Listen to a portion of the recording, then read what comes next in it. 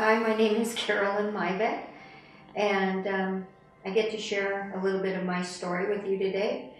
I was teaching at Cabrillo High School, and where I was an English teacher and a junior varsity for the girls and the boys tennis team when my kidneys started to fail on me. It got to the point that I just couldn't teach any longer, and my kidneys weren't working, so that I was retaining huge amounts of fluid, and I got to the point that my legs were so swollen I couldn't even hardly bend them to get them in the car. I ended up in the hospital where I met a nephrologist who took over my case, and we finally decided that I was going to need to go on dialysis. And so I had to go through surgeries and things for that. I was overweight at the time, and it's a good thing I had my faith back then, because I was totally afraid of doctors and needles and all of those kinds of things. And the Lord just would help me get through these times when I became so anxious and so nervous. The first couple of years on dialysis, I did pretty well. I then had some different issues because I'm also a type 1 diabetic, and I went into a diabetic coma. I got very ill. I guess I had been 5 days in a hospital. Once they got me stable enough, they transferred me over to Kaiser again. I had lost the access in my arm.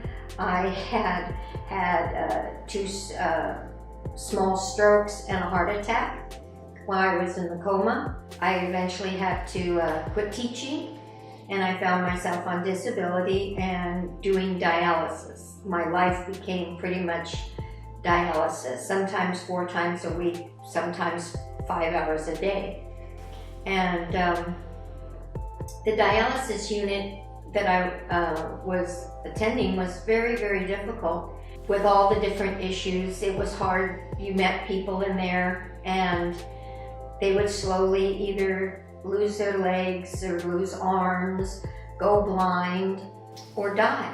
And the result was you either got a kidney or you ended up dying on dialysis. It was something that I found I truly needed the Lord.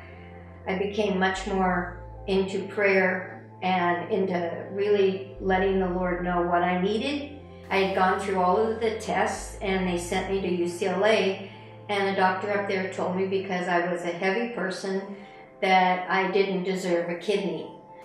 I was totally depressed again, and I went back to the dialysis unit, but I ended up having a wonderful nephrologist who convinced me to have the stomach sleeve surgery, where it took a while, but I lost 200 pounds and went through a transformation with that, so I could get the kidney and get a transplant. And last May, I was on dialysis on a Friday, and I got the call, and they called me to Cedars-Sinai that day, and I got the kidney. And that's totally a gift from God. So the Lord was good, and the Lord gave me an opportunity to have a kidney. A 38-year-old woman had to die to give me her kidney, but she helped 5 of us out. She gave 2 kidneys and her liver and her lungs. My faith has grown so much stronger through every little thing the Lord has met me and helped me with all of every crisis that came up.